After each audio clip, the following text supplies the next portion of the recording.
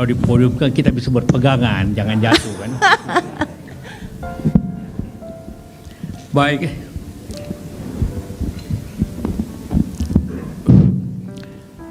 Assalamualaikum warahmatullahi wabarakatuh. Pagi, salam sejahtera untuk kita semuanya. Ibu Latifah sebagai ketua moderator, Pak Dede macan, jadi bajunya itu macan. Saya perhatikan baju, oh macan. Semuanya Pak Saiful Huda dan Ibu Sekjen Pak Jimli dan semuanya lah. Terima kasih kesempatan ini. Sebenarnya saya hadir di sini, cucu saya marah gitu kan, kumpul dari semua. Biasanya Sabtu kita macam-macam lah acara makan sama-sama. Saya minta izin tadi.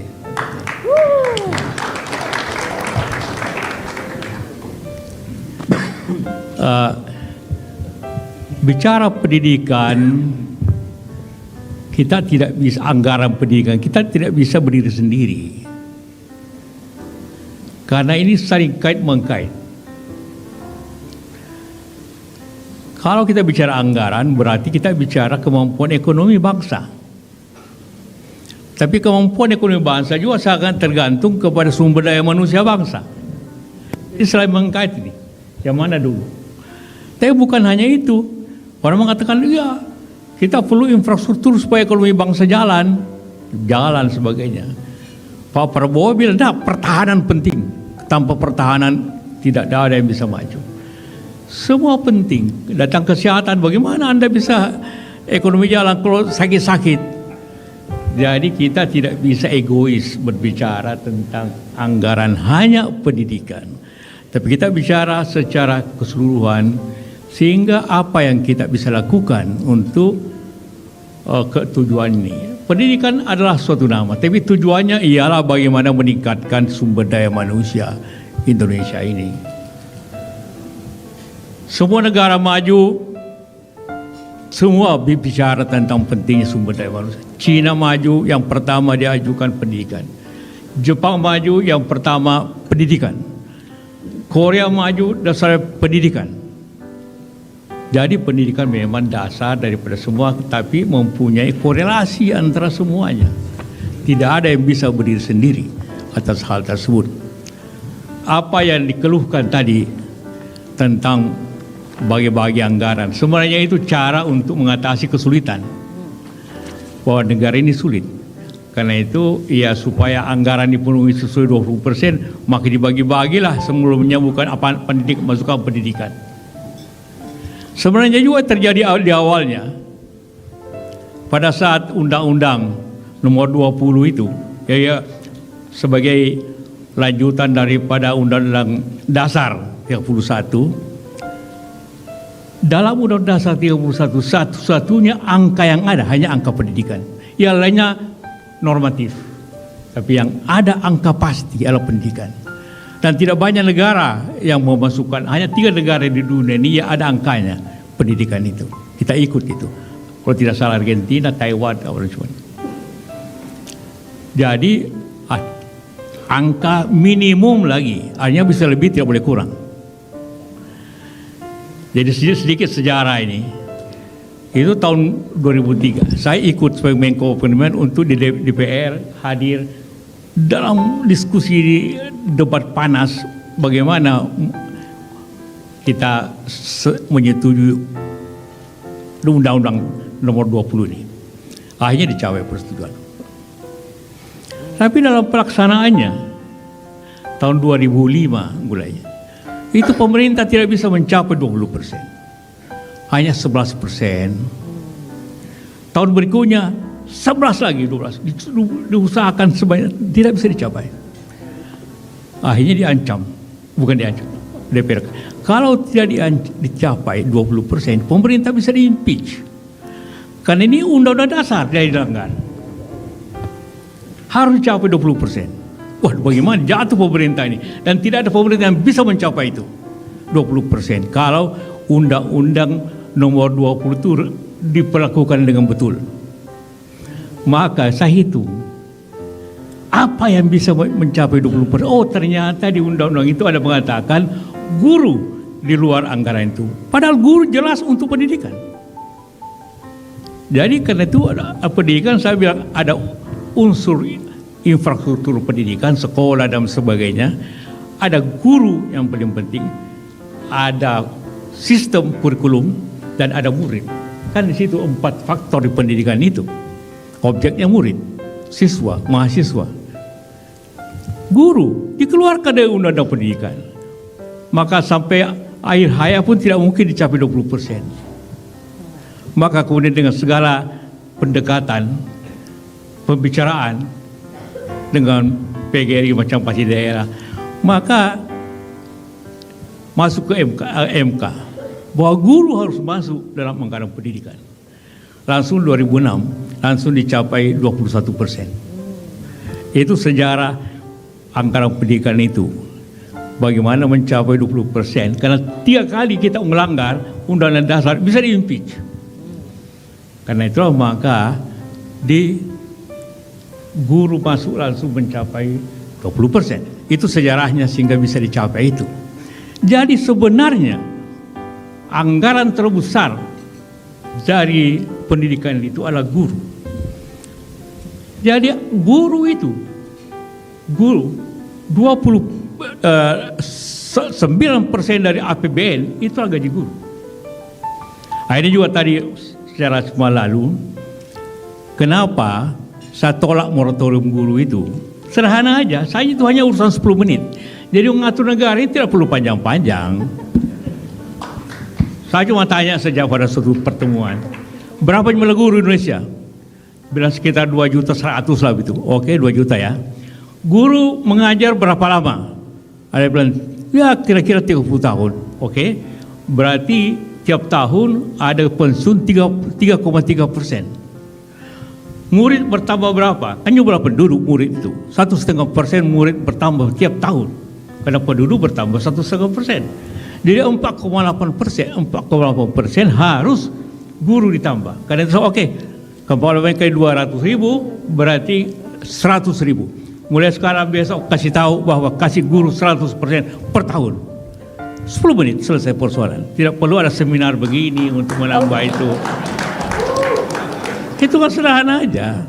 Karena kalau tidak ditambah 100.000 per tahun, maka sekolah akan kosong isinya gurunya.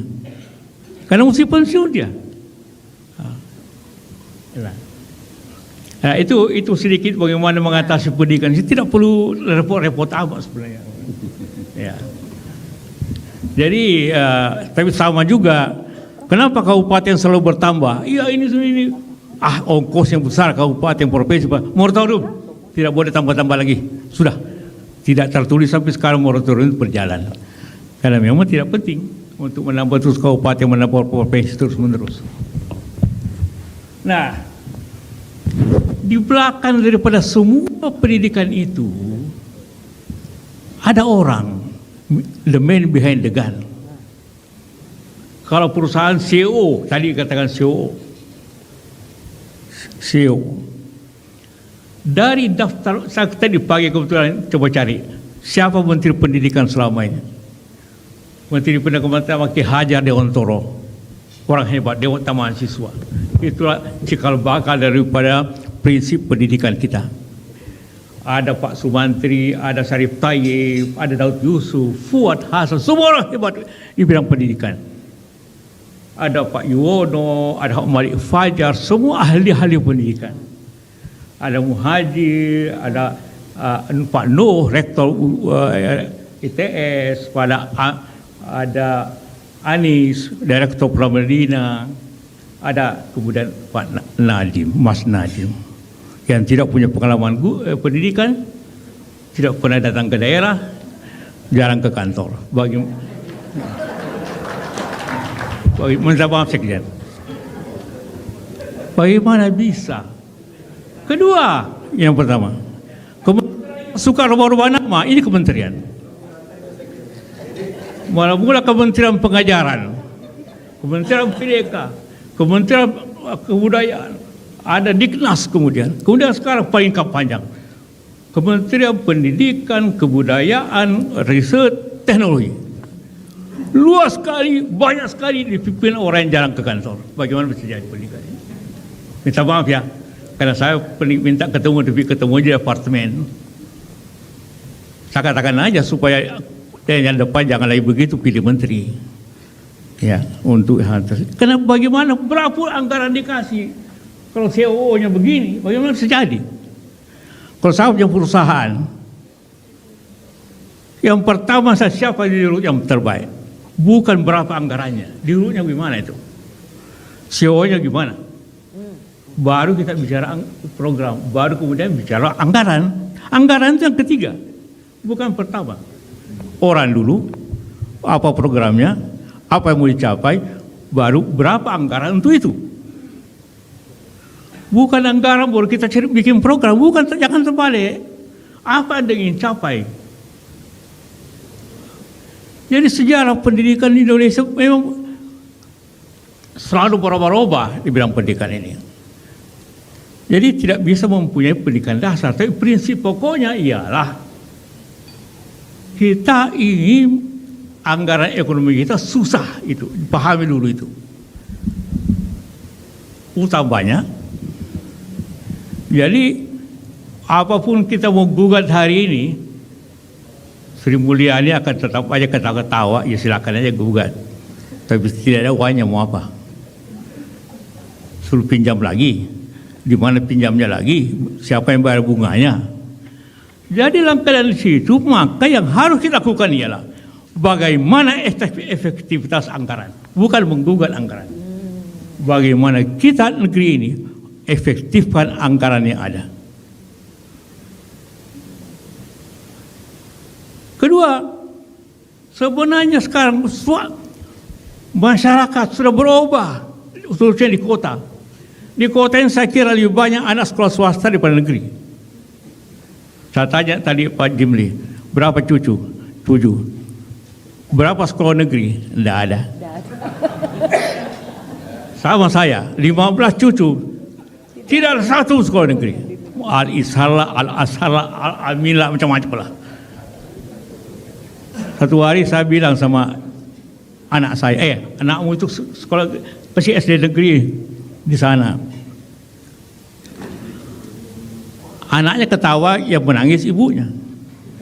Oh, nanti kalau nakal, ya nakal juga satu pelajaran, biar nakal-nakal sedikit lah. Tapi tidak ada. Jadi sebenarnya masyarakat itu bisa bayar sebenarnya selama baik. Jadi biarlah makin banyak swasta. Sekolah yang terkenal di dunia juga swasta juga, Harvard, apa, Stanford, swasta semua. Waduh, minta maaf mau minum.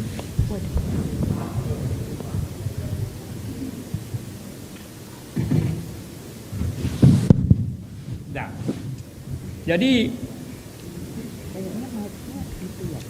memang kalau dari sikap kita nih angka apa saja rendah. Di PISA tahun 22 kita nomor 66 dari 61. Saya bilang sudahlah. Tapi intinya sebenarnya saya ini konservatif sekali dalam pendidikan, konservatif. Walaupun saya ngurus pendidikan sejak dulu sampai sekarang. Saya Dewan Penyantun barangkali 8 universitas. Saya punya pendidikan ada 10 ya, SD sampai kadang-kadang perguruan tinggi. Macam-macam, saya ngerti. Saya trustee Dewan Penyantun di Oxford. Jadi ngerti pendidikan itu bagaimana mereka berjalan. Nah, saya tadi bilang sama Pak Jalil, kalau bicara pendidikan jangan contohin Finland, jangan contohin Singapura. Mereka penduduknya 5 juta, income per kapitanya 70.000. Kita penduduk 280 juta, income per kapita 4.500. Jauh sekali. Jadi kalau bicara pendidikan di sana mau merdeka, silakan, karena mau bicara kimia ada labnya, mau bicara fisika ada labnya, mau olahraga ada lapangan olahraganya, mau apa ada semuanya. Di Amerika, di Singapura, di Finland apalagi. Tapi kita belajar dari India, bisa belajar dari Cina, dari Korea. Kenapa India? Hampir semua perusahaan besar di Amerika CEO-nya dari orang India. Mau Microsoft, mau Twitter, dari India semua. Nanti wakil presiden menjadi presiden Amerika, Kamala Harris, itu ibunya India. Perdana Menteri Inggris dulu India. Wali kota London di India. Berarti something di sana di India itu pendidikan hebat. Cina kenapa maju? Pendidikannya. Jangan tiru-tiru. Kita belajar ke sana. Jadi nanti Pak Sekjen kalau kirim orang studi banding Pak DPR, Jangan ke Finland. jangan ke Finland, jangan ke Swedia. Tidak ada gunanya itu. Mimpi aja di situ. Pergi di Cina, pergi di Korea, pergi di Jepang, pergi di India. Dan apa inti di sana? Ujian nasional. Anda boleh lihat di sana kalau waktu ujian. Inilah saya konservatif.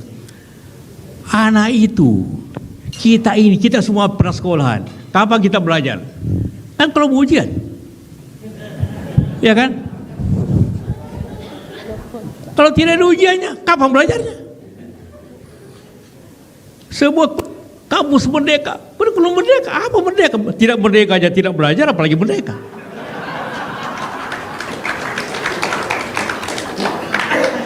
Dibantah kiri kanan, enggak saya bilang.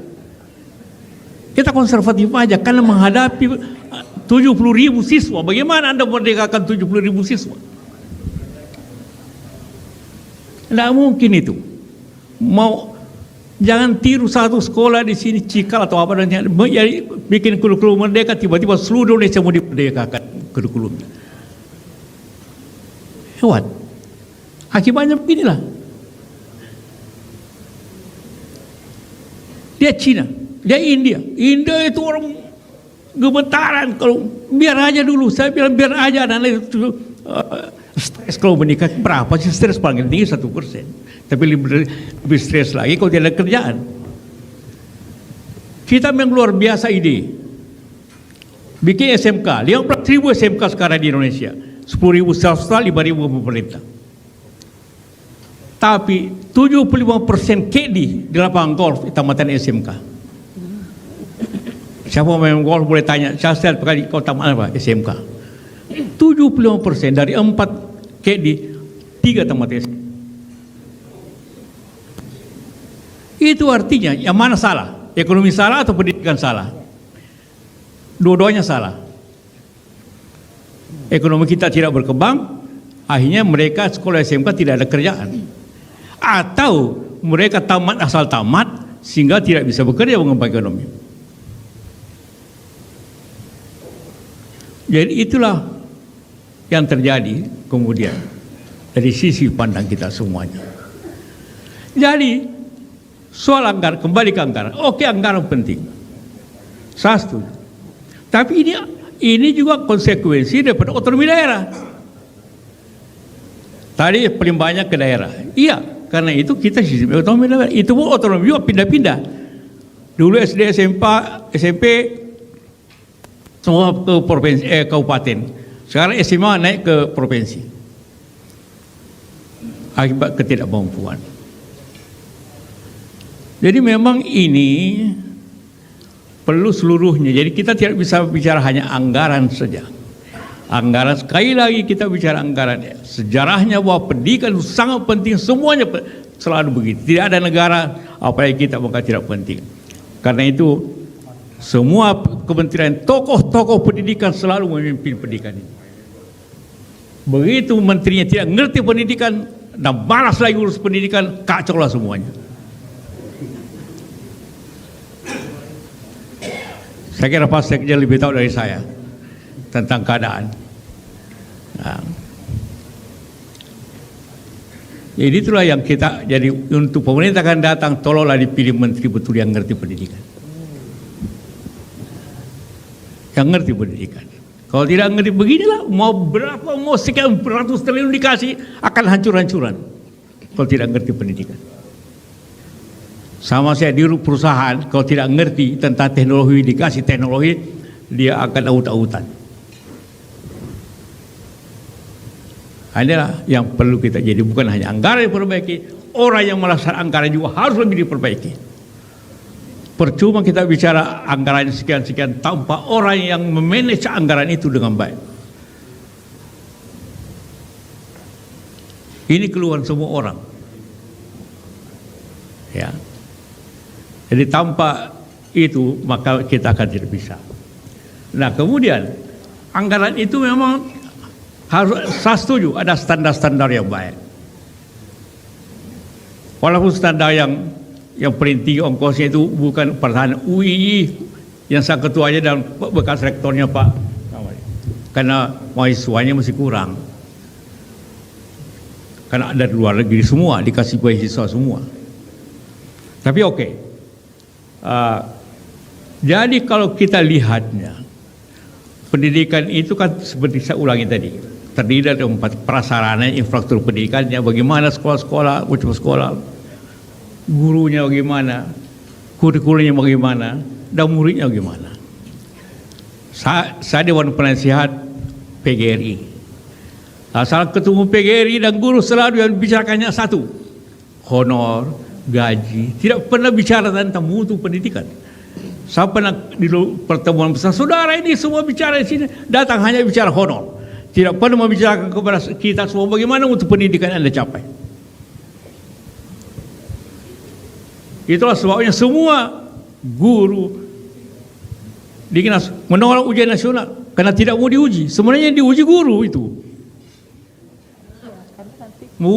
Kalau oleh siswanya tidak lulus, itu berarti gurunya kurang baik mengajar, tidak mau ketahuan, tidak mau mengajar. DPR juga suka menolak.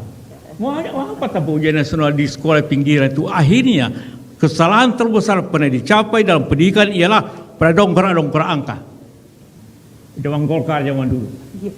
Supaya lulus kelihatan 100%, padahal angka 4 jadi ke 6. Itulah korupsi terbesar pendidikan. Bahwa ada aturan kalau di Kondari, di Sulawesi Selatan, di Jawa 6, maka di Kendari 4 kasih 6 juga supaya kelihatan hebat. Itulah kebohongan terbesar dalam pendidikan. Dan saya koreksi itu dengan ujian nasional. Kembali, bukan baru sebelum ujian nasional, dulu juga ujian nasional. Itulah yang bisa mengkoreksi semuanya. Itulah bisa mengkoreksi ketimpangan timur dan barat. Yang paling tidak seimbang antara luar Jawa pendidikan ini. Karena itu salah satu program dulu saya lakukan, barangkali ada masih ingat. Pertukaran kepala sekolah. Kepala sekolah di Jawa yang baik saya kirim menjadi kepala sekolah di Maluku, di Sulawesi, di Sumatera. Kepala sekolah dari daerah itu menjadi wakil kepala sekolah di Jawa yang baik. Semua terkejut bahwa yang hilang adalah semangat belajar, karena dibiarin aja. Yang penting lulus 100%, lulus 100%. Pada waktu ujian nasional pertama tidak boleh ada naikkan, ada sekolah yang lulus hanya 20%. Itulah baru kita tahu mutu itu. Anggarannya tidak perlu banyak, hanya akan dia belajar. Jadi solusi belajar itu pendidikan bukannya anggaran, tindakan sistem yang konsekuen. Dan sekali lagi saya katakan, kepemimpinan dan semua bidang pendidikan itu. Kalau kepemimpinannya seperti ini, mau apapun tidak akan pernah jadi pendidikan ini. Dan dosa besar untuk kita semua. Kedua, tentunya pendidikan ini Pak DPR, jangan dipotong-potong di semua tempat. Dipotong di DPR sekian, dipotong di daerah sekian, akhirnya yang jatuhnya sekian saja. Guru juga kadang-kadang suka potong, karena melihat bupati potong, dia potong juga. Jadi berbagai sistem. Alhasil kalau kita bicara anggaran, yang kita perlu efektivitasnya. Jangan harap Menteri Keuangan bisa tambah. Saya tahu keadaan sekarang tidak mungkin dia tambah. PU menjerit minta tambah, sosial menjerit minta, semua minta tambah. Hanya artinya tambah utang. Utang sudah kelebihan, sudah hampir 10.000 triliun. Jadi mari kita bicara bagaimana uang yang ada diefektifkan, dan butuh orang yang baik, yang pintar untuk efektif itu. Kedua juga, kita kurangi biaya administrasi. Kurangi aja. Saya kemarin minggu lalu bicara di muka 200 pendidikan guru. Di UNED tiba-tiba saya di Makassar, mereka ada konferensi guru. Saya bicara hal yang sama. Sekarang ini guru memang bahaya. Murid bisa lebih pintar daripada guru. Jadi saya bilang sudah. Kalau zaman dulu murid mendengar guru, sekarang guru harus mendengar murid.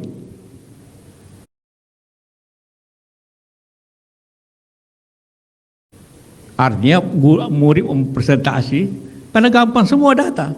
Saya tadi pagi untuk bicara ini saya cuma 10 menit putar-putar komputer, tahu semua siapa menterinya, berapa anggarannya, sudah kita bicara saja. Nah, semua itu pendidikan harus dirombak seperti itu.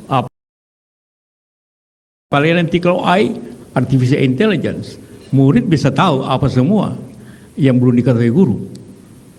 Jadi bagaimana merombak itu semua, bagaimana mengikuti semua itu. Tapi apapun prinsip yang benar, bahwa guru mendidik anak murid, mengajarkan sesuatu. Itulah yang ingin saya sampaikan dalam sesuatu ini. Mudah-mudahan ada manfaatnya. Terima kasih. Terima kasih Pak JK.